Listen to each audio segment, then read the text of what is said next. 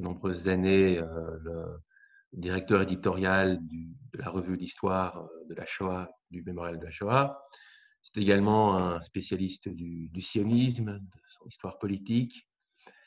Il a travaillé aussi énormément sur l'antisémitisme et les nouvelles formes d'antisémitisme, notamment à travers son livre Les territoires perdus de la République. Et enfin, les Juifs du monde arabo-musulman, auquel il a consacré plusieurs ouvrages. Et c'est dans le sillage de ses recherches sur les Juifs du monde arabe qu'il a été amené à s'intéresser à l'Alliance israélite universelle, il a beaucoup travaillé sur les archives de cette institution qui lui ont permis de mieux cerner la situation des Juifs de ces pays. Et cette organisation juive également à laquelle il vient de consacrer. Il a consacré cette année son dernier livre, L'Alliance israélite universelle, Juifs d'Orient, lumière d'Occident. Alors, pour planter le décor, on peut dire que l'Alliance israélite universelle est la doyenne des organisations, des ONG juives, mais on pourrait peut-être dire aussi une des doyennes, si pas la doyenne, des ONG dans le monde en général. Créée en 1860 afin de venir en aide aux communautés juives d'Orient persécutées, quelques années après différentes affaires qui ont défrayé la chronique, l'affaire Mortara, l'affaire de Damas. Cette organisation juive a été fondée par des juifs français, portés par les idéaux émancipateurs de la Révolution française.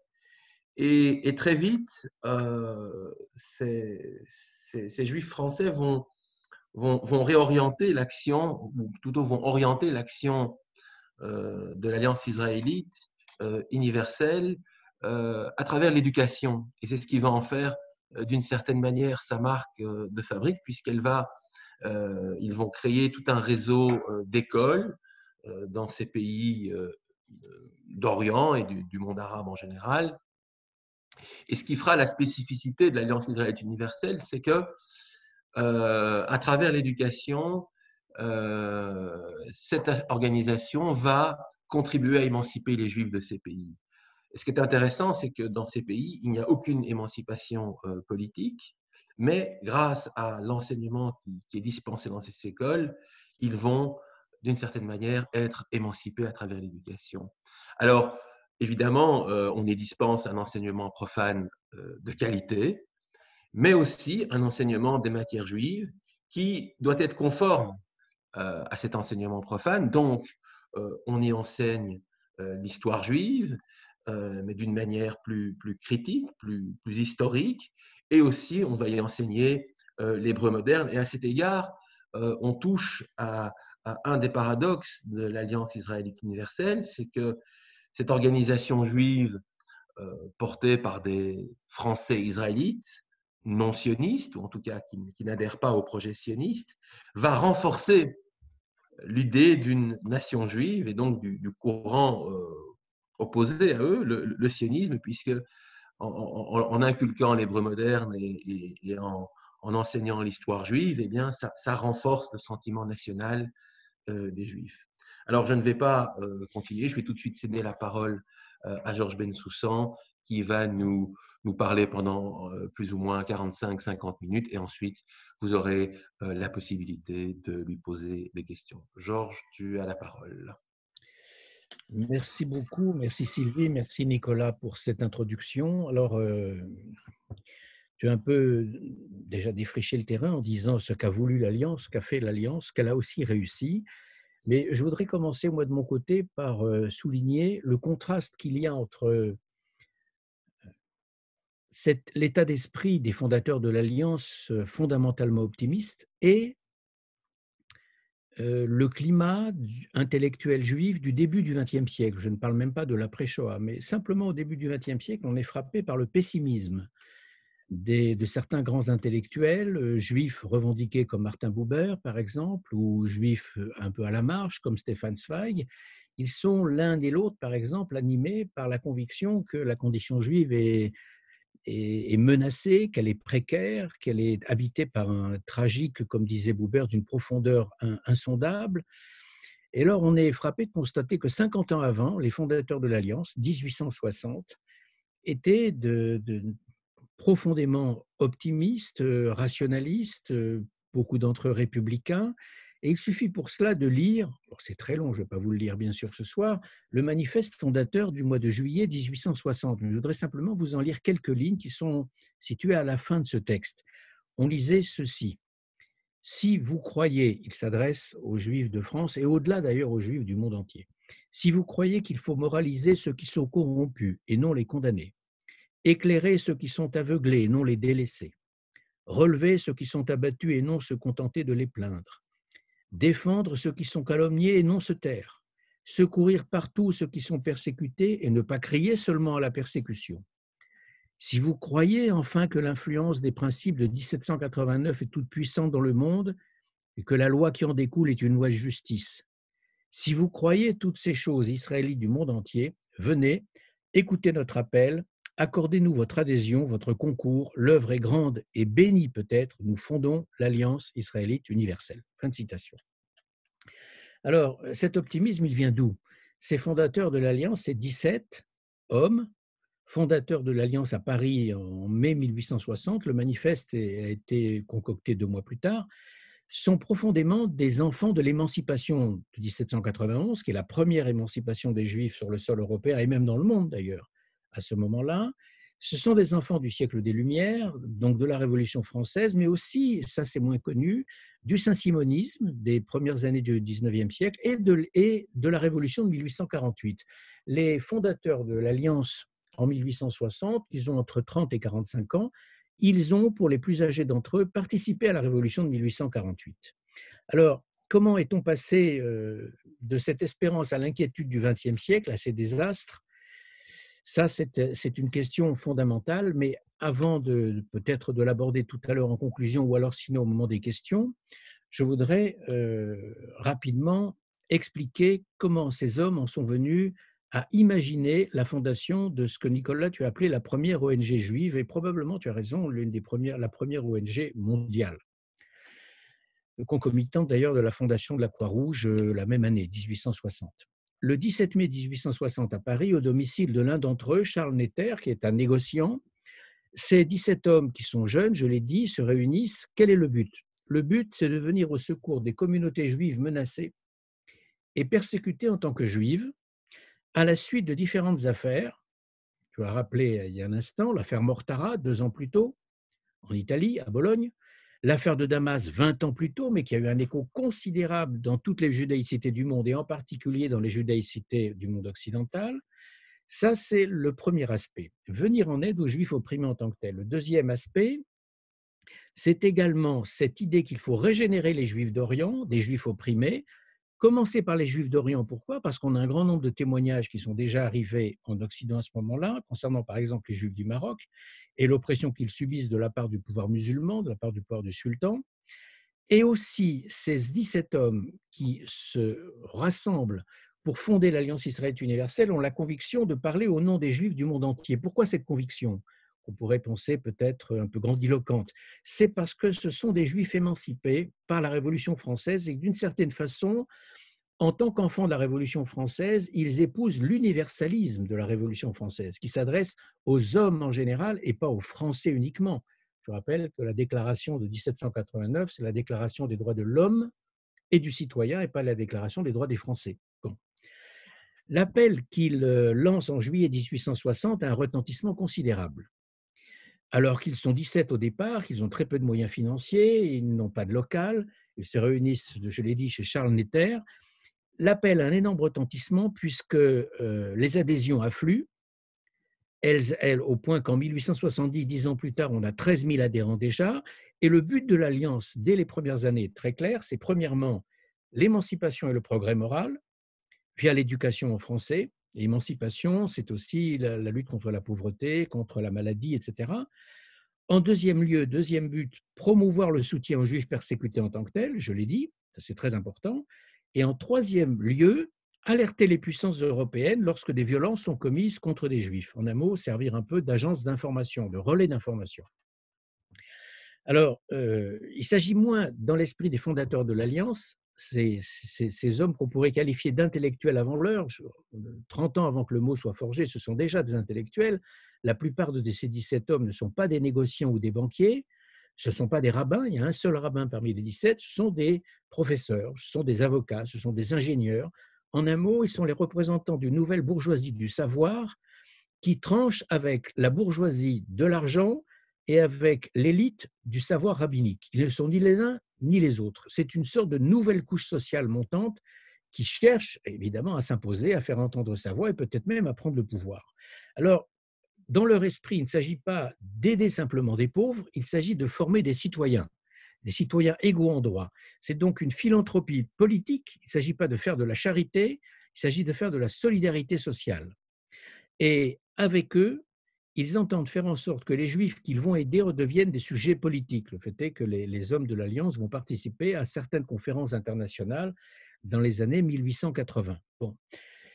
Et ça, d'ailleurs, à un moment, dans les années 1870-80, où le sionisme a commencé à germer. Alors, ces fondateurs de l'Alliance, ils parlent au nom de quoi? Ils parlent au nom de l'émancipation de 1791, je l'ai dit.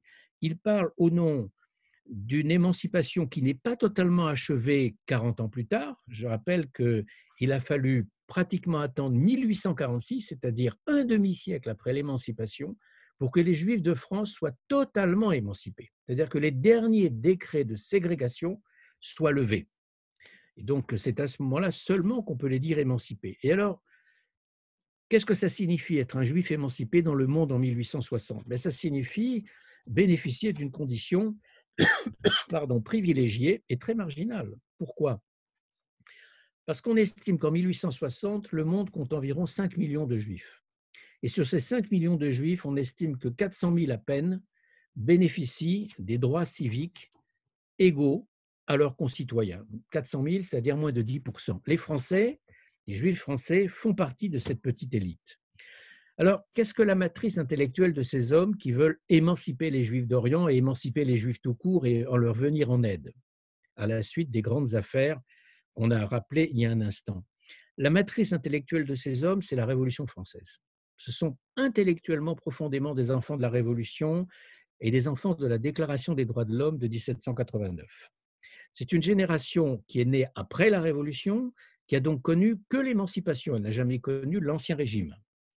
C'est une génération aussi qui s'est nourrie des œuvres du saint-simonisme, qui s'est nourrie également des œuvres d'intellectuels juifs aujourd'hui totalement oubliés, mais qui ont profondément influencé le monde juif de la première moitié du XIXe siècle, et je pense ici à l'œuvre de Joseph Salvador, en grande partie oubliée aujourd'hui, mais Joseph Salvador, dans son œuvre, qui était très lue à l'époque, a tenté de montrer que l'œuvre de la Révolution française sur le plan législatif ne faisait qu'être la continuation de l'œuvre de Moïse en tant que législateur du peuple juif. Donc, le but de ces hommes, imprégnés par cette pensée-là, c'est de promouvoir le libre examen, la raison critique, la naissance du sujet, le fait que l'appartenance ne soit pas subie mais choisie, en un mot, la prise en main de son destin sans attendre l'intervention divine. Et c'est donc à partir de ces bases intellectuelles-là que l'Alliance est fondée en 1860, mais avec une contradiction qui a été relevée dans l'introduction de Nicolas, c'est qu'ils ont la conviction que le judaïsme n'est pas un peuple, les Juifs ne sont pas un peuple, les Juifs sont une religion, une minorité religieuse, il n'y a qu'une foi juive, mais certainement pas une nation dispersée. Et la contradiction, c'est qu'en créant une alliance qui défend les Juifs en tant que tels dans le monde, et en enseignant d'ailleurs un certain nombre de matières comme l'hébreu, et en particulier l'histoire juive post-biblique, ils nourrissent une contradiction qui leur sera d'ailleurs fatale vis-à-vis du sionisme, c'est que leur action prouve chaque jour que les Juifs sont un peuple, alors qu'ils ne cessent de proclamer le contraire, à savoir que les Juifs ne sont qu'une foi dispersée et qu'ils ne peuvent en aucun cas représenter une minorité nationale discriminée.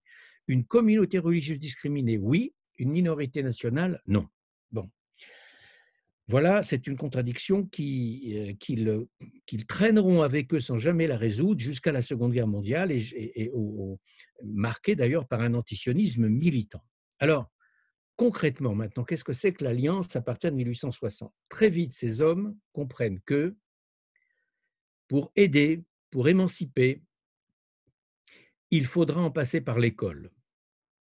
Ça n'était pas le but au départ en 1860, mais très vite, ils le réalisent que sans un effort scolaire pour émanciper des communautés, les sortir d'une sorte d'un marasme intellectuel, d'une atonie intellectuelle, d'une atrophie psychique aussi assez importante, parce que ces communautés ont beaucoup de mal à sortir de l'oppression qui pèse sur elles, il faut en passer par un effort scolaire important. Et c'est ce qui explique qu'en 1862, le premier acte véritablement le plus important de l'Alliance, c'est de créer une école au Maroc, à Tétouan. Alors pourquoi le Maroc? D'abord parce que c'est la communauté juive dans le monde arabe la plus nombreuse, la plus importante. Deuxièmement, parce que c'est la communauté juive dans le monde arabe d'où viennent les rapports les plus inquiétants sur l'état d'oppression dans lequel vivent les juifs marocains, sujet du sultan. Et c'est donc là que l'effort va être développé à partir de 1862, première école. Et la deuxième école est ouverte à Tanger en 1864, mais très vite aussi dans d'autres pays. La même année en 64 à Bagdad, en 65 à Damas. Bref, en 1914, à 50 ans, pratiquement un peu plus de 50 ans après sa fondation, l'école de l'Alliance aura ouvert 184 écoles et scolarisé cette année-là, à la rentrée de 1914, 45 000 enfants, dont plus d'un tiers de filles. C'était en soi déjà une révolution considérable. C'est-à-dire qu'en un siècle, on sait qu'en un siècle, entre 1860 et 1960, l'Alliance a scolarisé 600 000 enfants juifs. Ce n'est pas la totalité de la jeunesse juive, mais c'est probablement une très grande part de cette jeunesse. Alors, quelle scolarisation et en quelle langue? Une scolarisation très largement calquée sur celle de la France de la fin du Second Empire et de la Troisième République, c'est-à-dire de la France des grandes lois scolaires du XIXe siècle. Alors, tout le monde connaît les lois Jules Ferry, enfin en France en tous les cas, mais c'est pas, on ne peut pas se contenter des lois Jules Ferry, c'est en réalité des lois Victor Duruy 1833 jusqu'aux lois Ferry des années 1880-1885. C'est cet enseignement-là que l'Alliance va calquer purement et simplement dans ses écoles d'Orient. Et alors, concrètement, ce qu'elle va faire, c'est qu'elle va très vite comprendre qu'il ne s'agit pas seulement d'instruire des enfants et d'abord leur apprendre la langue française, puisque c'est en langue française que seront dispensées toutes les matières, mais qu'avant même d'instruire, il faudra aider sur le plan sanitaire, sur le plan social, sur le plan alimentaire, c'est-à-dire éduquer à l'hygiène, réformer progressivement les mœurs, les mentalités, lutter contre la superstition, lutter contre l'archaïsme, bref, avoir une approche plus rationaliste du judaïsme, un peu dans la lignée de la Haskalah allemande, les lumières allemandes du judaïsme, lutter aussi contre des fléaux sociaux comme la misère, comme la maladie, c'est ce qu'on appelait d'ailleurs dans les pays du Maghreb francophone après la colonisation française les 3 T, la teigne, le trachome et la tuberculose, les 3 maladies endémiques, mais lutter aussi contre la sous-alimentation. Combien d'enfants venaient à l'école à jeun et n'avaient pas d'autre repas durant la journée que le repas donné, en général gratuitement d'ailleurs par l'école de l'Alliance, et le soir, quand ils se couchaient chez eux, c'était avec un morceau de pain et un verre de thé. Lutter contre la prostitution, très fréquente, lutter contre l'alcoolisme, lutter contre les mariages précoces des petites filles épousées à 10 ans, avec des hommes évidemment souvent bien plus âgés qu'elles, bien sûr. En un mot, c'est sortir de toutes les formes de la misère des communautés juives profondément opprimées. Et c'est ce qui explique d'ailleurs que les hommes de l'Alliance vont mettre l'accent sur la scolarisation des filles en ayant la conviction, exactement comme les promoteurs de l'enseignement français à la même époque, que l'enseignement des garçons ne servira à rien si les filles, à leur tour, ne sont pas scolarisées, parce qu'elles donneront demain des femmes archaïques et qui ne ruineront tous l'effort scolaire qui aura été engagé jusque-là. Bon. Et j'ajoute un dernier aspect de l'école de l'Alliance, c'est qu'il faut aussi, autant que faire se peut, apprendre un métier à ces enfants pour les sortir de l'état de sous-développement économique qui consisterait à reprendre le métier de bourrelier, d'artisan, de savetiers, de ferblantiers, etc., qu'il suffit à peine de vivoter au jour le jour, pour leur donner, par l'instruction, par le fait de l'alphabétisation et en plus dans une langue occidentale, le français, de leur donner les moyens de progresser dans l'échelle sociale et de sortir de la misère endémique de leurs parents et de leurs grands-parents. Donc là, l'Alliance va, par ce biais, le biais de son réseau scolaire, qui va s'étendre du Maroc jusqu'à l'Iran, en passant par la Turquie, bien sûr, c'est-à-dire tout l'Empire ottoman. Je parle ici de l'avant 1914. En fait, c'est tout le bassin méditerranéen. On peut même y ajouter la rive nord avec les Balkans, toute la Turquie et jusqu'à la Perse, c'est ainsi qu'on appelait l'Iran avant 1925, où la première école est fondée en 1908. Donc, du Maroc jusqu'au cœur du Moyen-Orient, l'école de l'Alliance est présente en 1914. Bon. Et alors, elle va révolutionner le monde juif d'Orient, ou du moins, elle va tenter de le faire. Comment? Premièrement, parce que par le biais de l'éducation sur plusieurs générations, ça ne s'est pas fait en 1 an, ni en 5 ans, ni en 10 ans, bien sûr, elle va endiguer progressivement, par le biais de l'école, la violence contre les femmes, la, la violence contre les enfants, la violence contre les animaux. Elle va, je l'ai dit, lutter contre les fléaux sociaux. Je n'y reviens pas. L'alcoolisme, la prostitution, les autres, contre la maladie. Elle va également lutter contre la bigoterie et l'archaïsme, la superstition, la religion ramenée à un lot de superstitions, un lot de rites totalement irrationnels. Elle va lutter contre le fatalisme, contre la soumission, contre la passivité, contre l'esprit de résignation.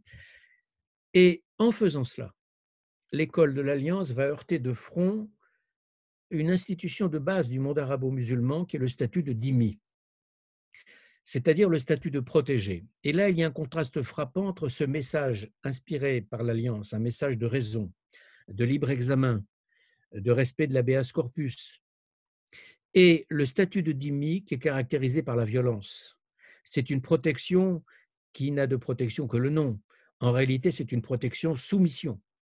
Car si je suis le protégé de mon voisin, c'est que je ne suis pas son égal, et c'est une protection qui s'accompagne d'un arbitraire quasi généralisé dans le monde arabo-musulman, plus dans certains pays que dans d'autres. C'est indéniable qu'au Maroc, au Yémen et en Perse, l'arbitraire était beaucoup plus violent.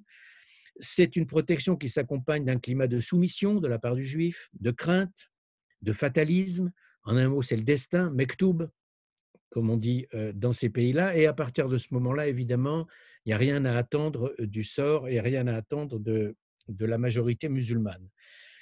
En heurtant de front le statut de dhimmi, l'Alliance crée les conditions d'une émancipation psychique qui va entrer en contradiction frontale avec ce statut imposé par la loi musulmane depuis le 7e siècle. Et c'est de cette confrontation, de ce divorce entre le statut de dhimmi et l'apprentissage scolaire par l'école de l'Alliance ou par d'autres écoles d'ailleurs, il n'y a pas que l'école de l'Alliance, il y a les écoles congréanistes et les écoles consulaires. Enfin, l'école de l'Alliance a été l'axe central de cet effort scolaire.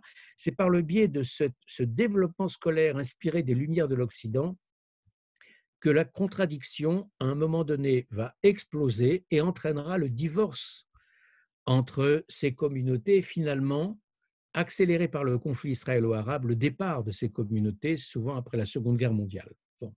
J'ajoute un dernier aspect de l'école de l'Alliance, c'est que dans un monde où il n'y a pas d'organisation internationale, dans un monde où les puissances encore interviennent peu, et en particulier certainement pas pour venir au secours d'une communauté juive qui n'intéresse personne, contrairement aux communautés chrétiennes qui peuvent être secourues par les puissances chrétiennes européennes. Je pense ici au traité des capitulations. Eh bien, l'Alliance va intervenir un peu comme l'agence consulaire, l'agence diplomatique d'un peuple dispersé qui n'a pas de gouvernement, qui n'a pas d'État. Et c'est à ce titre que les directeurs des écoles de l'Alliance, depuis le Maroc jusqu'à l'Irak, jusqu'à l'Iran, jusqu'à la Turquie, interviennent lorsqu'ils sont en présence de dénis de justice les plus criants, ils interviennent auprès des autorités locales ou s'ils ne le peuvent pas, ils interviennent auprès des puissances occidentales, par exemple auprès du gouvernement français, pour faire en sorte que Paris intervienne, ou Londres, ou d'autres puissances, ou Londres intervienne auprès des chefs musulmans locaux. Donc, ça aussi, ça a été quelque chose d'important, l'Alliance comme un gouvernement de substitution. Et puis enfin, un dernier point, avant de conclure cette première partie, Ça a été aussi une émancipation intellectuelle que l'école de l'Alliance, parce que l'apport du français, ce n'est pas seulement l'apport d'une langue comme technique, comme outil, c'est aussi une ouverture au monde par les textes. C'est-à-dire qu'avec l'apport du français, c'est aussi l'ouverture à la littérature française et en particulier à la littérature des Lumières, lire une page de Rousseau, lire une page de Diderot, lire une page de Victor Hugo, ça ouvre énormément de perspectives et ça peut remettre en cause un grand nombre de certitudes, de choses, comme on dit, qui vont de soi et qui désormais ne vont plus de soi. Et c'est ce qui explique que cette émancipation intellectuelle, je l'ai dit, conduit à des modes de pensée différents. Et ces modes de pensée différents vont faire qu'au fil des générations, en 30 ans, 40 ans, 50 ans, 60 ans, on va avoir affaire au début du XXe siècle à des générations de jeunes juifs beaucoup plus émancipés psychiquement et qui ne supporteront plus le poids de la dimitude comme leur père ou leur grand-père l'a supporté jusque-là. Donc voilà ce qu'on peut dire en un mot sur cette aventure de l'Alliance. C'est une grande aventure intellectuelle du XIXe siècle de la raison. En ce sens, c'est vraiment l'aventure du rationalisme des Lumières. Elle a ouvert le judaïsme à la modernité des Lumières, le judaïsme d'Orient. Elle a réhabilité la loi mosaïque qui a été abîmée par des siècles de calomnies anti-juives. C'est ici que j'ai dit que les hommes de l'Alliance étaient des grands lecteurs de Joseph Salvador. Et en même temps, elle a contribué à adapter l'identité juive au temps moderne ouvert par la Révolution française. Alors en même temps, et là j'irai un peu plus rapidement, je dirais que l'Alliance a été très critiquée, très critiquée. Pourquoi? Je ne vais pas développer, je dirais simplement, je donnerai simplement quelques têtes de chapitre de réflexions qui sont très importantes et que je développe dans le livre. Premièrement, l'Alliance a été accusée d'avoir déjudaïsé la jeunesse juive. Deuxièmement, elle a été accusée d'avoir acculturé cette jeunesse, de l'avoir occidentalisée sans lui avoir offert véritablement une nouvelle identité et donc de l'avoir laissée entre deux chaises, entre un Orient qui n'était plus le sien et un Occident auquel elle n'accédait pas vraiment. Et Albert Memmi, qui a été un élève de l'Alliance à Tunis, à la fin des années 20, au début des années 30, Albert Memmi, dans la Statue de Sel, a très bien raconté ce divorce. Elle a été accusée également, l'Alliance, d'avoir séparé les Juifs des musulmans. C'est un procès qu'on lui fait encore jusqu'aujourd'hui, qu'en particulier un certain gauchisme culturel lui fait encore aujourd'hui en faisant de l'Alliance un allié objectif du colonialisme, ce qui est une imbécilité historique, mais on y reviendra peut-être lors du débat. On a également vu dans l'Alliance une œuvre bourgeoise et conservatrice. Alors, l'Alliance a été au départ, il faut le souligner, une œuvre bourgeoise, oui, philanthropique, oui, sans message social révolutionnaire à l'évidence, mais ça n'était pas une institution conservatrice au départ. En revanche, au fil des années et au fil des décennies, les fondateurs de l'Alliance, les 17 hommes fondateurs de l'Alliance, qui encore une fois n'appartenaient pas à cette bourgeoisie d'argent, ont progressivement été remplacés 20 ans, 30 ans, 40 ans plus tard, bien sûr, ces gens-là ayant disparu, ils ont été remplacés par la grande bourgeoisie israélite française, c'est-à-dire la bourgeoisie des milieux d'affaires, de la banque, de l'industrie, des manias, si vous voulez, de la finance. Et c'est vrai qu'à partir des années 1890-1900, l'Alliance est devenue une institution conservatrice socialement parce qu'elle a été largement dominée par cette bourgeoisie israélite-là et que, au lieu de procéder à l'élection de nouveaux membres au comité central, elle a procédé par cooptation, ce qui n'était pas dans les statuts de départ. Et la cooptation fait qu'on s'est retrouvé dans un petit monde de notables parisiens, toujours les mêmes, qui se recrutaient entre eux. Bon, donc indéniablement, oui, c'est vrai, l'Alliance, à partir des années 1900, est devenue une institution très bourgeoise, et c'est ce qui explique d'ailleurs qu'elle a de moins en moins compris son temps, aussi bien l'évolution du monde juif, que l'évolution de l'antisémitisme et tout simplement que l'évolution du monde moderne. Bon, alors, on pourrait dire aussi que on ne peut pas masquer non plus, dans les critiques qui ont été faites à l'Alliance, les doutes et la lassitude d'un grand nombre de serviteurs de l'Alliance. Quels serviteurs? Je parle des maîtres, des instituteurs et des directeurs d'école. Ils sont plusieurs milliers sur le terrain. Ils sont nommés en général pour 3 ou 4 ans, après avoir passé 4 ans de formation à l'école normale israélite orientale à Paris. Ils sont aussi bien pour les filles que pour les garçons, 2 écoles normales séparées. Ils sont envoyés sur le terrain, ils ne sont jamais envoyés dans leur pays d'origine, jamais, ça c'est une règle d'or de l'Alliance. Ils sont envoyés souvent à des milliers de kilomètres de chez eux, C'est un choc terrible qui fait que la carrière d'un instituteur ou d'une institutrice à l'Alliance est une carrière très difficile au départ, extrêmement pénible. Être accepté par la communauté d'origine, être accueilli par un milieu avec lequel finalement on a très peu de points communs, très peu d'accroches possibles, se sentir totalement exilé, avoir un salaire de misère. Il est indéniable que les salaires de l'Alliance étaient très faibles par rapport aux salaires de la fonction publique française dans l'enseignement à la même époque. Et devoir vivre dans cet exil permanent avec des populations, au milieu de populations très archaïques, je ne parle même pas des populations arabes, je parle des populations juives, bon. Et des populations qui ne sont pas forcément clémentes et très accueillantes. Donc, toutes ces conditions expliquent que le découragement est venu très tôt. Et d'ailleurs, quand on s'aperçoit, quand on étudie les trajectoires professionnelles des maîtres de l'Alliance, qu'en règle générale, la carrière d'un maître de l'Alliance ne dépasse pas 10 ans. C'est-à-dire qu'ils sont nommés à l'âge de 20 ans, ils entrent à l'école normale à 16 ans, ils en sortent à 20 ans, et vers l'âge de 30-31 ans, un grand nombre d'hommes démissionnent. La grande majorité des instituteurs de l'Alliance n'ont pas fait une carrière complète de 30 ou 40 ans. Ils ont fait 10 ans, 12 ans. Les femmes ont fait un peu plus longtemps parce que pour une femme, c'est une promotion sociale et une émancipation extraordinaire que de devenir institutrice de l'Alliance. C'est quelque chose d'inespéré dans ce monde encore très largement fermé aux femmes.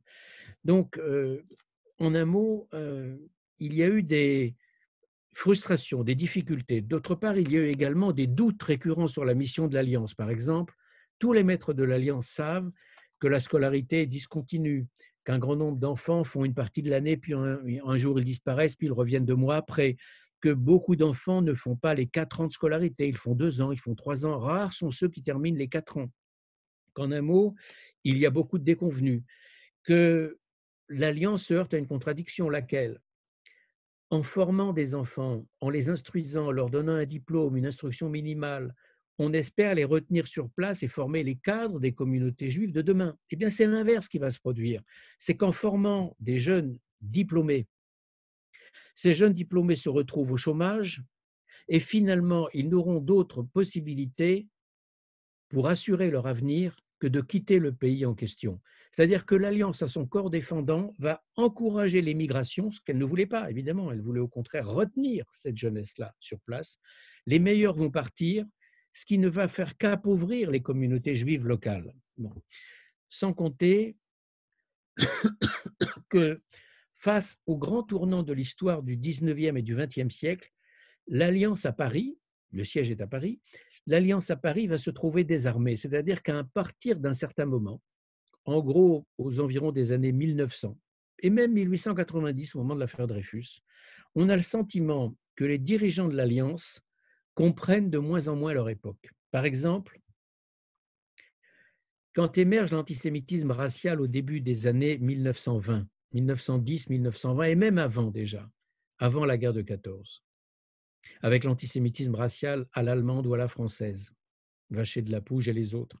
L'Alliance ne comprend strictement rien à cette évolution de l'antisémitisme. Elle en est encore restée à l'antisémitisme catholique, à l'antisémitisme même nationaliste.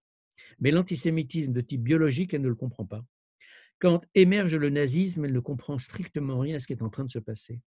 Quand émerge le mouvement sioniste et la naissance, qui va aboutir à la naissance de l'État d'Israël, elle ne comprend pas fondamentalement ce qu'est le sionisme.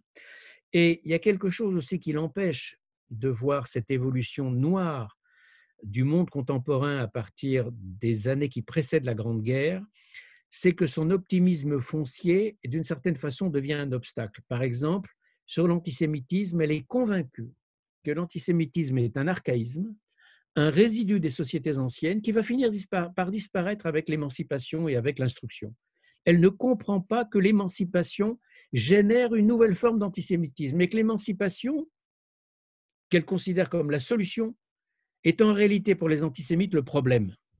Et ça, elle a beaucoup de mal à le concevoir. Et c'est ce qui explique ce que je l'ai dit à l'instant, qu'elle ne comprend pas son époque.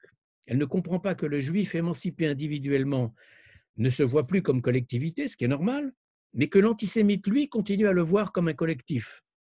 Et donc que la réussite individuelle des juifs est perçue par les antisémites comme une réussite collective des juifs, ce qui n'est évidemment pas le cas. Et donc l'antisémitisme va agresser les juifs individuellement comme une collectivité et va trouver des Juifs sans défense parce qu'eux ne se considèrent plus comme une collectivité, ils se considèrent simplement comme une collection d'individus, certainement pas comme une communauté, certainement pas et encore moins comme un peuple. Donc sur ce plan-là, on peut dire que l'Alliance a totalement raté le, le tournant de son époque. Et alors, en ce concernant le sionisme, un mot quand même avant de terminer, c'est qu'avec le sionisme, quand le premier congrès sioniste a lieu à Bâle en 1897, on peut dire que le conflit est ouvert. C'est un conflit ouvert, non seulement un conflit intellectuel, parce que les conceptions des sionistes et des hommes de l'Alliance sont radicalement différentes. Les hommes de l'Alliance voient les Juifs comme une minorité religieuse, point. La nation juive est morte depuis longtemps. C'est un fantasme que de vouloir ressusciter la nation juive. C'est un archaïsme. C'est ainsi d'ailleurs qu'on voit Herzl dans un grand nombre de milieux juifs d'Europe occidentale, comme purement et simplement au mieux un rêveur, au pire un fou. Bon, Herzl l'a raconté dans son journal. Mais cette hostilité au congrès sioniste, au mouvement sioniste, pardon, a une autre origine.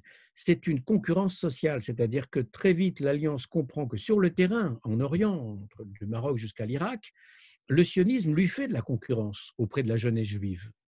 Parce que pour une partie de la jeunesse juive, le sionisme est un espoir, une émancipation, la possibilité aussi d'être vue comme une nation qui mérite le respect face à la soumission imposée par le maître musulman. Et donc, ce qui est au départ un conflit larvé va devenir à la conférence de Versailles en 1919, au moment où il sera question du foyer national juif en Palestine, un conflit ouvert puisque l'un des meilleurs représentants de l'Alliance va plaider ouvertement devant Weizmann, Sokolov et les grands pontes du sionisme de l'époque. Ce jour-là, ce 27 février 1919, il va ouvertement se livrer à une diatribe antisioniste d'une rare violence. Et donc là, on peut dire qu'à ce moment-là, la ligne, le cordon est totalement rompu entre le mouvement sioniste et l'Alliance, et ça sera vrai jusqu'en 1939. Et ce que ne comprend pas non plus l'Alliance dans le sionisme, c'est l'attachement des Juifs d'Orient à la terre d'Israël. Pour eux, c'est un pur fantasme. C'est un attachement mythique. Ne comprend pas que la terre d'Israël, en réalité, pour ces communautés très religieuses, très traditionnelles, c'est un attachement mystique qui est quasiment charnel. Et enfin, dernier point, ce qu'elle ne comprend pas dans l'attachement au sionisme chez un certain nombre de ces Juifs d'Orient, c'est que pour un certain nombre d'entre eux, y compris des professeurs de l'Alliance, des hommes et des femmes qui ont été formés à l'ENIO à Paris, eh bien, le sionisme, d'une certaine façon, c'est une revanche sociale. C'est une revanche d'existence. Ça leur permet d'exister aussi aux yeux du monde arabe dans lequel ils enseignent. C'est tout cela aussi l'Alliance. Et je terminerai, parce que je vois que l'heure tourne, et je voudrais qu'on ait le temps un peu d'un débat. Je terminerai sur 2 points, même si je fais qu'on en soit bien conscient ici, que très, très lointainement survoler le sujet. J'ai posé les grandes lignes du sujet, certainement pas entrer dans le détail. 2 points sur lesquels je terminerai. Premièrement, l'Alliance demeure, quand on regarde son histoire et l'acmé de son histoire, 1870-1914, c'est son âge d'or. Ensuite, elle connaît un certain déclin, mais globalement, elle reste une très grande institution jusqu'à la Seconde Guerre mondiale. Ensuite, c'est encore une autre affaire. Ensuite, c'est un déclin total jusqu'à aujourd'hui. Bon. Mais quand on regarde son histoire de 1860 à 1940, c'est-à-dire 80 ans d'histoire du judaïsme, de l'Europe, du monde d'Orient et de la France, eh bien, on peut conclure que c'est une grande histoire d'émancipation, c'est une grande histoire de l'optimisme révolutionnaire, mais d'un temps pré-impérialiste, pré-génocidaire, pré-fasciste. D'une certaine façon, l'Alliance est le témoin d'un monde ancien.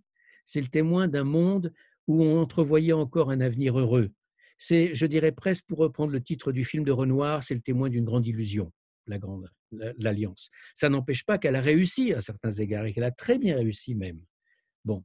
Mais en même temps, c'est le témoin dans les années 30 d'un monde qui est désormais caduque. Et deuxième point sur lequel je voulais conclure, on pourrait croire, à travers les très brèves notations que j'ai pu indiquer concernant le conflit entre l'Alliance et le sionisme, que ces deux grandes aventures intellectuelles du monde juif étaient radicalement différentes et opposées.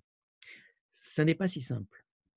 Je veux dire par là que l'Alliance et le sionisme ont au moins deux points communs. Premièrement, l'une et l'autre ont été animées par le souci de voir les Juifs prendre en main leur destin. Et l'une et l'autre ont été inspirées par la Révolution française, mais pas par le même aspect de la Révolution française. Je m'explique. L'Alliance a été motivée par l'article 1 de la Déclaration des droits de l'homme, les hommes naissent et demeurent libres et égaux en droit, central.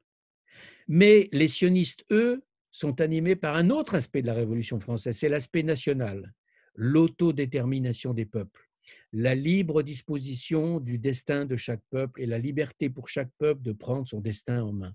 Donc, ils voient la Révolution française comme une matrice les uns et les autres, mais ce n'est pas exactement la même matrice. Mais il y a au moins un point sur lequel ils sont tout à fait d'accord et où ils se rejoignent, c'est que l'Alliance comme le sionisme ont été au XIXe et surtout au XXe siècle deux grandes entreprises de libération du sujet juif. Et sur ce plan-là, ça a été deux grandes réussites, malgré les ombres au tableau. Voilà, je vous remercie.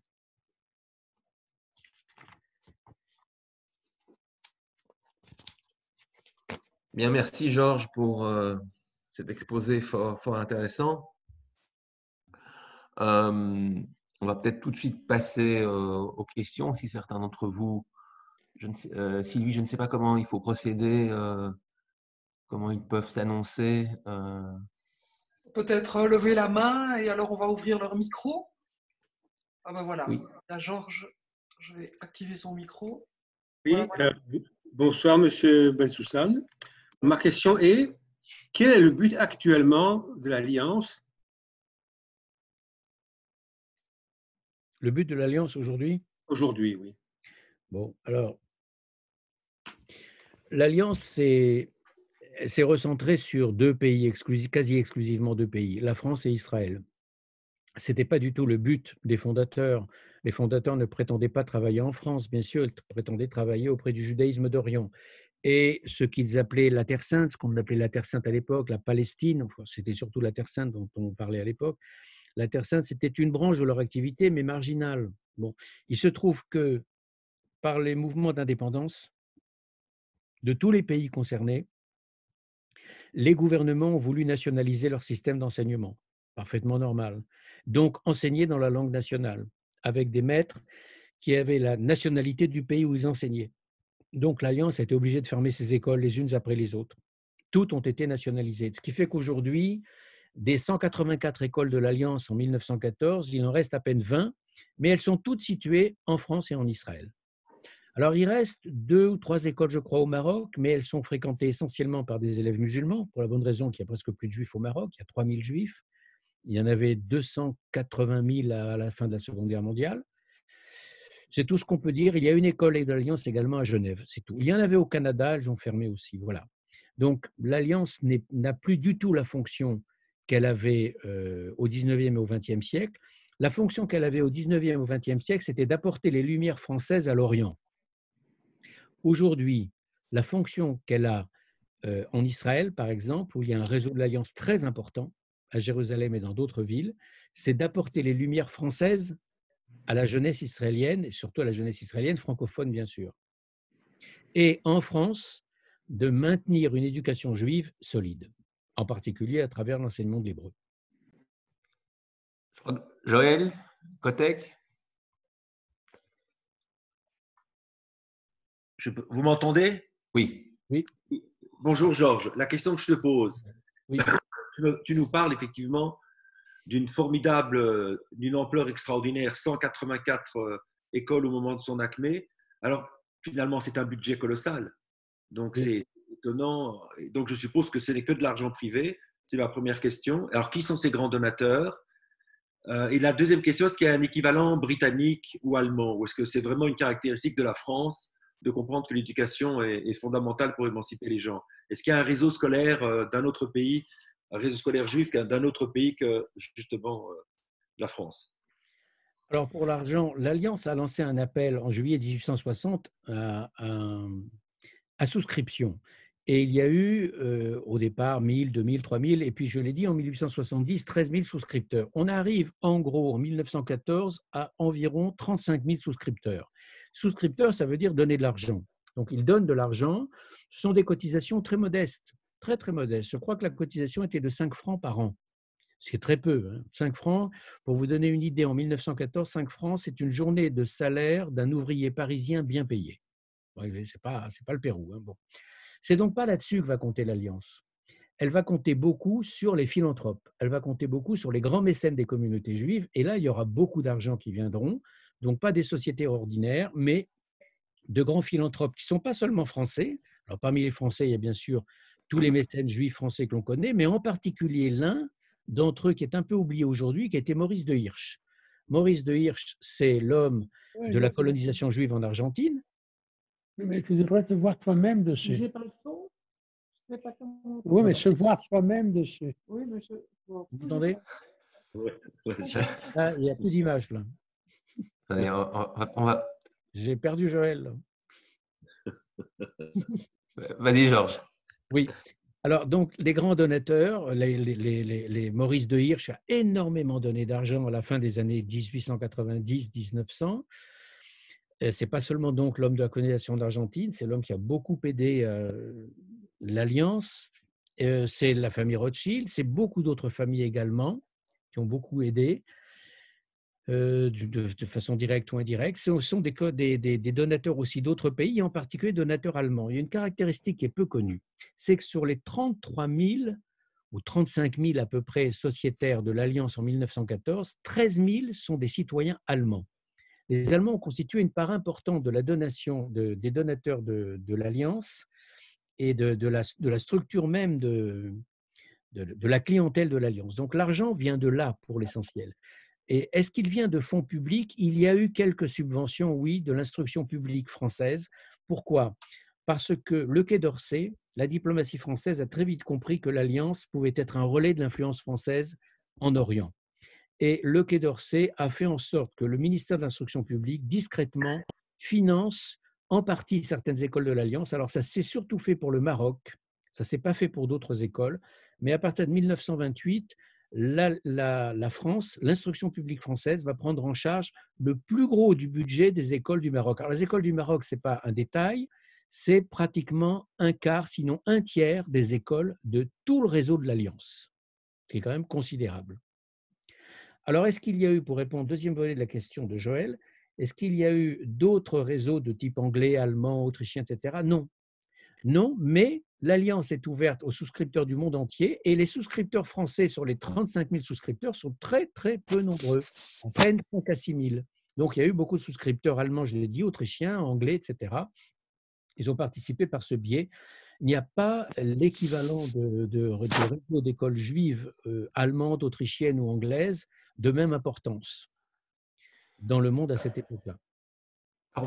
Pour prolonger la question de Joël, moi j'aimerais savoir si l'Alliance avait nourri des projets de création d'écoles en Europe orientale, où il y avait quand même beaucoup de juifs, même à cette époque-là, je pense, la majorité du peuple juif, et notamment dans l'Empire russe. Alors oui, c'est ça le paradoxe, c'est que l'Alliance, quand elle est créée en 1860, a deux objectifs sur le fond, aider les Juifs d'Orient et aider les Juifs d'Europe orientale, et en particulier les Juifs de l'Empire russe. Alors, comme tu le dis très justement, les Juifs de l'Empire russe, c'est au minimum la moitié du judaïsme mondial. Au minimum. On pourrait même être tenté de dire pratiquement 60-65%, parce que l'Empire russe de l'époque, ça englobe une grande partie de la Pologne, de la Roumanie, d'aujourd'hui, une partie de la Hongrie, etc. Donc, c'est tout ce qu'on appelle le Yiddishland, la Yiddishkeit, par exemple. Tout ce monde-là, de la Baltique à la mer Noire, c'est le monde de l'Empire russe. Or, l'Alliance a tenté d'ouvrir des écoles dans l'Empire tsariste. Elle s'est heurtée à un refus catégorique des autorités tsaristes jusqu'à la fin. Jusqu'en 1914, l'Alliance n'a jamais pu mettre le pied en Russie. Alors, elle a tenté d'intervenir autrement. Elle a tenté d'intervenir en aidant les Juifs russes, en mettant au point des comités, souvent des comités en Allemagne, parce que les plus proches de la frontière russe, le comité de Königsberg en 1867, pour aider les Juifs victimes de la famine en Pologne en 1867-1869. Elle a aidé au moment de la première vague de pogrom en 80-84. Alors là, elle a aidé de façon formidable. Je veux dire qu'à Brody, dans la ville autrichienne en Galicie de Brody, 25 000 juifs russes fuyant l'Empire se sont réfugiés à Brody. Et là, ils ont été pris en charge par qui? Ils ont été pris en charge par l'Alliance, et en particulier par un homme qui est une personnalité extraordinaire, qui est en partie oublié aujourd'hui, Charles Netter. Charles Netter, le fondateur de Mikvé Israël à côté de Tel Aviv, Holon, vous voyez à peu près où est Holon, Tel Aviv, à côté de Bat Yam. Ce domaine existe toujours.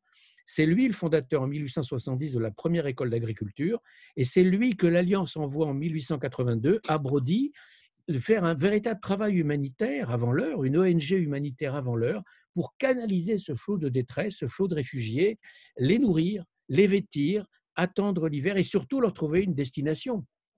Ça va être l'Autriche, l'Allemagne, la France, l'Angleterre, les États-Unis également pour certains d'entre eux.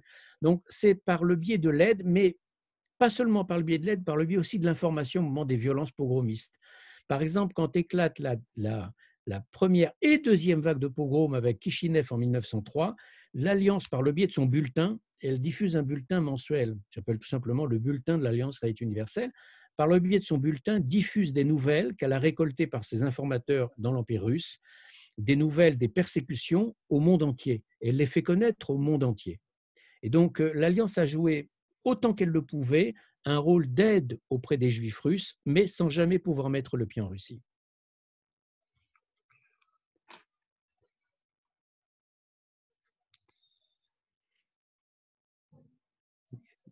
Des questions? Oui.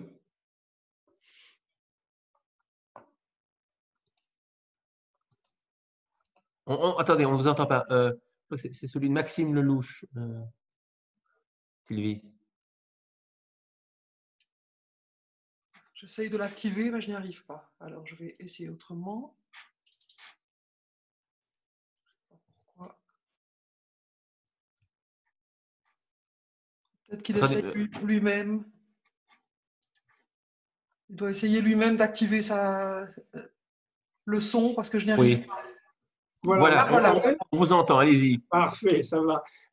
Bonsoir, monsieur Toussaint. J'aimerais savoir quel était le rôle de René Cassin. Parce que je me souviens, je suis un ancien élève de l'Alliance israélite en Tunisie, et au-dessus des tableaux, il y avait son portrait, René Cassin. Quel était son rôle, s'il vous plaît? Il a joué un rôle considérable après la Seconde Guerre mondiale. Voilà. Cassin ne connaissait rien à l'Alliance en 1942 et le général de Gaulle, puisque vous savez que Cassin rejoint la France libre dès 1940, de Gaulle l'envoie en mission pour inspecter les écoles françaises en Orient, du moins dans les zones où il a pu avoir accès à ce moment-là. Et là, en Orient, il découvre l'œuvre de l'Alliance. Il en est impressionné, il en revient fasciné. Il en parle au général de Gaulle et dans la mesure où il faut remettre sur pied l'Alliance qui a été totalement bouleversée par la montée du nazisme, par les persécutions, par la clandestinité, par l'arrestation d'un certain nombre de ses dirigeants, par la mort aussi d'autres dirigeants en 1940-41, il faut remettre sur pied cette grande institution. De Gaulle, de façon très arbitraire, très autoritaire, très administrative, nomme Cassin président de l'Alliance à partir de 1943. Et c'est donc Cassin qui va remettre sur pied, dans Paris libéré, dès le mois de septembre-octobre 1944, l'Alliance sur ses pieds. Il va réunir ce qu'il peut trouver d'administrateurs à droite à gauche, ceux qui sont un peu dispersés, qui en Angleterre, qui en Afrique du Nord, qui dans la clandestinité en France.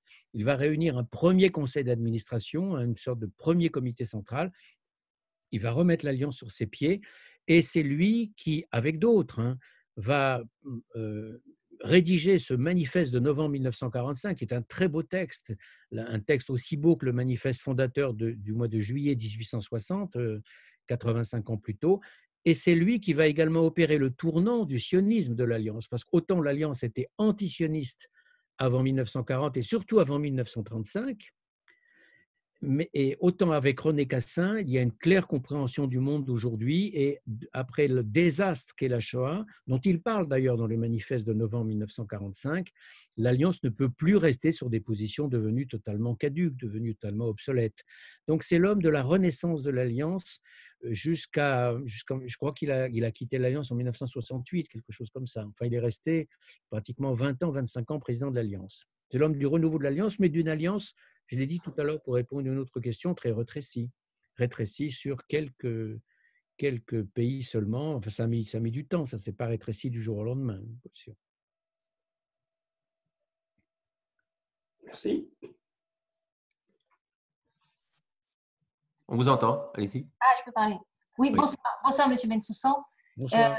Bon, je vous écoute et je me demandais, alors finalement, Alliance rétrécie, alors quel est l'avenir aujourd'hui de cette institution? C'est un avenir modeste, c'est tout. L'Alliance a rempli sa mission historique. Sa mission historique était l'émancipation des Juifs d'Orient. Elle a réussi. Et bien, comme toute mission historique, à un moment donné, quand la mission est remplie, elle disparaît. Alors, il n'y a pas de renouveau, il n'y a pas un renouveau de… Pas vraiment, non. L'Alliance survit à elle-même. L'Alliance a un rôle encore à jouer en Israël, par le biais de la culture française, puisqu'il y a une forte communauté francophone. 500 000 Israéliens sont francophones sur 9 millions. Il y a une forte communauté francophone nourrie encore plus par l'ALIA des dernières années, c'est vrai. Et en France même, l'Alliance joue un rôle considérable dans le réseau d'écoles juives, puisque nous sommes en France la première communauté juive d'Europe. Bon, c'est tout, mais pour le reste, il n'y a plus du tout de dimension internationale.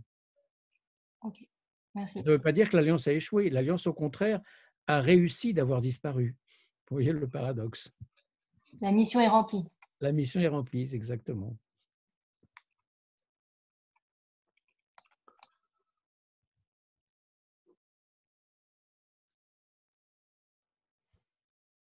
Des autres questions?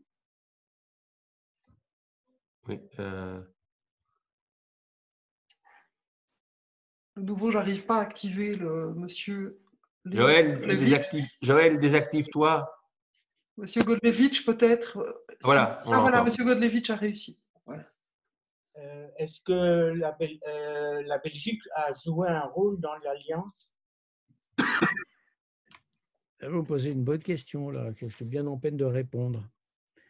Je sais simplement, pour avoir vu, feuilleté dans les archives, l'origine des sociétaires de l'Alliance, la Belgique a compté aussi un certain nombre de sociétaires. Je ne pourrais pas vous dire combien, quelle était l'importance, mais la Belgique faisait partie. Il y a la Belgique francophone et la Belgique néerlandophone. Alors, je ne peux pas vous répondre, je ne sais pas là-dessus s'il y avait une différence entre les deux. Je ne sais pas, je ne peux pas vous répondre, je ne peux pas extrapoler. Je ne peux pas. En tous les cas, la Belgique, c'est sûr, a participé également au réseau de l'Alliance, bien sûr. Joël, désactive le…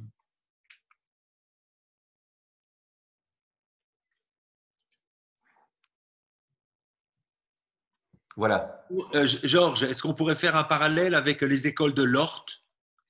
Finalement, l'Ort aussi ont pour vocation l'émancipation des Juifs par le travail, non? Et Oui. là, ils sont en Russie, là. Absolument, l'Ort est né en Russie. L'Ort est une institution russe, bien sûr. Oui, un parallèle parce que je n'ai pas développé dans ce petit exposé très bref, je n'ai pas développé l'aspect professionnel des écoles de l'Alliance. En fait, l'école de l'Alliance a pour but d'émanciper, d'instruire et aussi de donner une formation professionnelle. Et donc, l'Alliance a ouvert des écoles d'agriculture, Mikvé Israël, puis Djedeida en Tunisie et même une école en Asie mineure en 1900, mais seul Mikvé a survécu.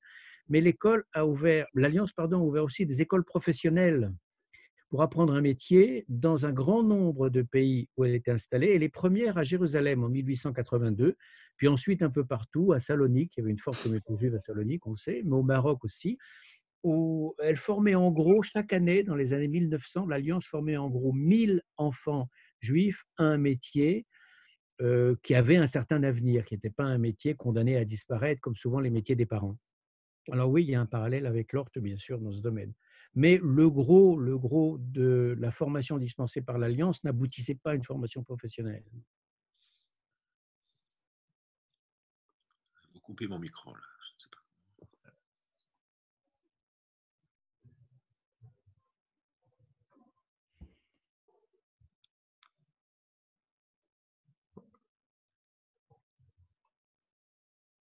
Sylvie, tu as vu, c'est Simon.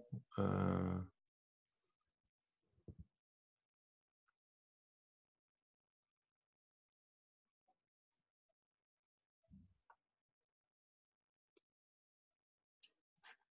faudrait que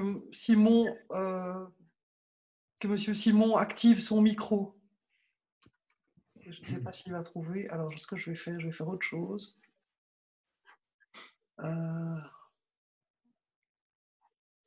J'arrive pas. J'arrive pas. Activer les menus. Ben, Non, ça ne va pas. Ouais, vas-y. Qu'est-ce que je veux faire? Allô? Allô, allô? Oui, oui. on vous entend. Oui. Dans les pays musulmans où il y avait l'Alliance, si de jeunes étudiants intéressés par l'instruction de ces écoles avaient envie d'y rentrer, était-ce possible? Vous voulez dire s'ils n'étaient pas juifs? Oui, c'est ça. D'accord. Oui, vous avez la possibilité d'y entrer. Je ne sais pas si vous m'entendez là. Oui. Oui, je vous entends très bien. Ils avaient la possibilité d'y entrer. On estime que 5% des élèves de l'Alliance n'étaient pas juifs. Mais il faut comprendre que le monde d'Orient de ces années 1860-1940 vivait sur un mode confessionnel où les communautés ne se mélangeaient pas. Jamais. Elles se côtoyaient, elles pouvaient se fréquenter, elles pouvaient avoir de bonnes relations, mais ne se mélangeaient pas. Et donc, par exemple, il n'y avait pas de mariage mixte, comme on dit. Par conséquent, il n'était pas de coutume d'envoyer ses enfants dans l'école de la religion d'à côté. Ça ne se faisait pas. Alors, ça s'est fait parfois pour ces 5% d'élèves, souvent pour les couches, les enfants de la bourgeoisie chrétienne, de la bourgeoisie musulmane. C'est ainsi, par exemple, que le futur moufti de Jérusalem, à partir de 1921, Hadj Amin al-Husseini, a été élève de l'école de l'Alliance et il a eu comme professeur Albert Antebi à Jérusalem. C'est ce qui explique qu'il savait très bien le français, par exemple, parce qu'il l'a appris sur les bancs de l'école de l'Alliance. Mais les Husseini, c'était l'une des 4 grandes familles de Palestine, c'est-à-dire les notables, c'est l'aristocratie palestinienne. C'était donc pas les enfants du tout venant, hein, bien sûr. Ça l'a pas rendu philosémite. Pas vraiment, non. Là-dessus, c'est un grave échec de l'Alliance, il faut le dire. Simon s'est activé. Simon, allez-y. Ah zut, on n'entend plus. Si l'Alliance s'était refusée à jouer un rôle religieux dans les écoles de l'Alliance. Est-ce que vous pouvez répéter? On n'a pas entendu. Allez un peu plus fort. Je voulais savoir si l'Alliance s'était refusée de jouer un rôle religieux dans les écoles de l'Alliance. Alors, l'Alliance, la politique de l'Alliance à Paris a été toujours de dire à leurs maîtres: vous devez respecter toutes les règles de la cacheroute, toutes les règles de la pratique juive, quelles que soient vos convictions personnelles, et vous rendre à l'office de la synagogue le vendredi soir et le samedi matin, de respecter toutes les fêtes juives. Pourquoi? Pas seulement par conviction de l'Alliance, mais plutôt tout simplement parce que l'Alliance ne peut avoir une audience que si elle a l'assentiment des communautés juives locales. Si les maîtres, par leur conduite, par exemple le non-respect du Shabbat, heurtent les communautés juives locales, l'école de l'Alliance est ruinée. Et donc, en matière religieuse, la ligne directrice imposée par Paris et qui ne souffrait pas de discussion, c'était la pratique absolue et rigoureuse de la religion juive. Mais sur le fond, l'Alliance ne dispense aucun enseignement religieux. Elle enseigne l'hébreu, qui a été longtemps l'hébreu biblique et ensuite l'hébreu moderne. Elle enseigne l'histoire juive biblique et ensuite, à partir de 1892, l'histoire juive post-biblique, ce qui aura une grande importance. Ça peut sembler une précision inutile, mais pas du tout. Parce qu'enseignant l'histoire juive post-biblique, elle enseigne une histoire nationale qui ne s'enracine plus dans la Bible. Et donc, elle accrédite l'idée, comme Nicolas l'avait dit en introduction, qu'il existe bien un peuple juif et une nation juive, ce qui n'était pas du tout dans son credo d'origine. Mais encore une fois, sur le plan religieux, l'école de l'Alliance n'a pas de rôle spécifique à jouer. Elle entend simplement maintenir la tradition et faire en sorte que ses maîtres la respectent. C'est tout. Doubi, tu as une question? Et j'ajoute d'autant plus que l'Alliance sait qu'elle doit subir la méfiance des rabbins qui sont particulièrement vigilants face à l'enseignement profane et qui ont d'autant plus peur parce qu'ils craignent de perdre leurs ouailles, l'influence sur leurs ouailles est tout simplement leur clientèle sociale, celle qui leur est la plus attachée. Ce en quoi d'ailleurs ils ne se trompent pas. Doubi, tu dois désactiver le mute. Vas-y. Oui, bonsoir. Ma question, c'est, vous avez dit que les communautés vivaient les unes à côté des autres en Orient. Pourtant, ma famille ont envoyé leurs enfants dans les écoles jésuites. C'était à Alep et c'était également au Liban. À Alep en Syrie et au Liban. Donc, je ne sais pas. Et c'était en fait les gens qui se considéraient, je dirais les juifs se considéraient un peu au-dessus de la mêlée, considéraient qu'aller à l'Alliance était pas trop bien, et donc on préférait aller chez les jésuites, il y avait beaucoup chez les frères, et d'autres. Enfin, moi-même, j'ai été, quand je suis né, jusqu'à les premières années au lycée français, et pas du tout à l'Alliance, alors qu'il y avait une Alliance à Beyrouth. Tout à fait, tout à fait. Vous avez tout à fait raison. L'Alliance, c'est dans la communauté juive l'école des pauvres. C'est comme ça qu'elle était vue. Et donc, quand on avait affaire à, disons, aux strates sociales un peu plus élevées dans la communauté juive, on n'envoyait pas ces enfants à l'école de l'Alliance. On les envoyait dans les écoles consulaires ou dans les écoles religieuses chrétiennes, congréganistes, souvent de très bon niveau d'ailleurs, de très très bon niveau. C'est vrai, ce que vous l'avez dit au Liban, c'est vrai en Syrie, c'est vrai en Irak, c'est vrai en Égypte en particulier. Très important. Vous avez tout à fait raison. Alors, ça ne veut pas dire que les communautés se mélangeaient. Ça veut dire simplement que par souci de promotion sociale et de garder son rang, on ne se mélangeait pas avec les pauvres. Et donc, on envoyait ses enfants dans des écoles où on était sûr que les fréquentations ne seraient pas mauvaises, tout simplement. Là, c'est simplement un jeu social classique, quoi, si vous voulez. Mais, encore une fois, ça n'implique pas du tout le mélange. Oui, d'accord. Merci. Mais Maxime Lelouch, vous devez à nouveau activer votre micro. Voilà. Bien, la question, j'ai été élève en Tunisie, à Tunis, de l'Alliance israélite. Oui. Et j'y pense souvent, c'est grâce à l'Alliance que je suis ce que je suis. Mais j'ai constaté que pendant mes études, la plupart des élèves de ma classe ou de l'école, on était tous préparés pour aller vivre en France. Puisque nous appelions le français, nous avions la culture française, et on était à l'école comme si on était dans n'importe quel endroit de la France. Oui. Alors voilà, on ne préparait pas tellement pour Israël, à Tunis en tous les cas. Voilà.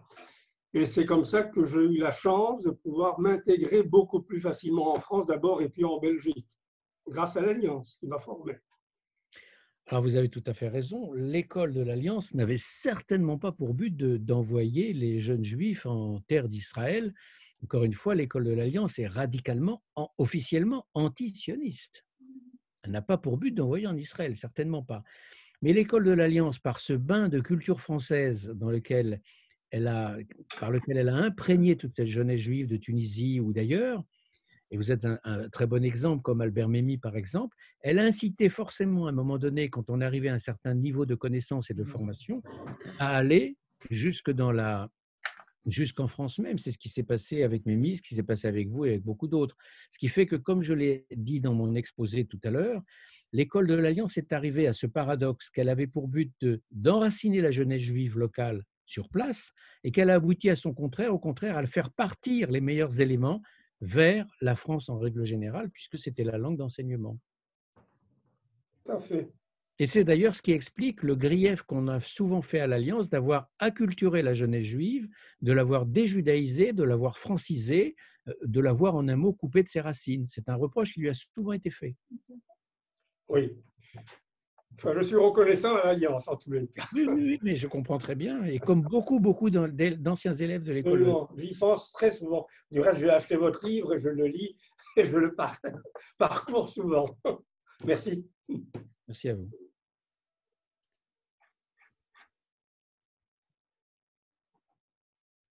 Y-a-t-il... Oui. Je crois que il n'y a plus de questions.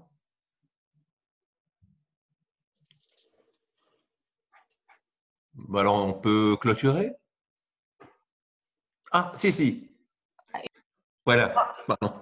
Une dernière question, parce que j'entends donc monsieur Lelouch qui était à l'Alliance, je sais que monsieur Simon Cohen y était aussi, etc.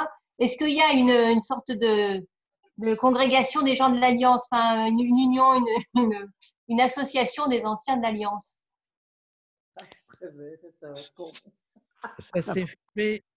Ça s'est fait dans certains pays dans les années 20, les années 30, les années 40. Je ne sais pas si ça existe encore aujourd'hui. Je ne crois pas. Enfin, je ne sais pas, M. Lelouch pourrait répondre mieux que moi là-dessus. J'ai encore une question. Allez-y. Oui. Est-ce que le fait d'avoir été élève à l'Alliance, j'entends les personnes dire merci à l'Alliance, ça m'a permis d'avoir accès à la langue, à la culture. Est-ce que ça donnait accès plus facilement à obtenir la nationalité française? À partir du moment où vous prouviez que vous aviez des éléments de culture française, la connaissance de la langue, et bref, un bon niveau scolaire, et partant finalement un certain niveau social, oui, ça facilitait la naturalisation, forcément, puisque, je le rappelle, il n'y a pas eu l'équivalent du décret Crémieux au Maroc et en Tunisie, il y a eu des naturalisations au cas par cas. Donc les dossiers étaient examinés individuellement et forcément, quand vous pouviez montrer que vous étiez très francisé, ça ne pouvait que favoriser votre dossier, bien sûr.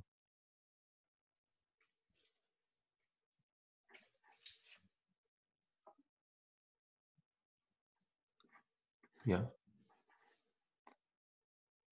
Voilà. Mais je pense qu'on peut conclure. Tout d'abord, je tiens à remercier Georges Bensoussan pour avoir accepté de se prêter au jeu Zoom et de faire cette conférence par ce mode informatique.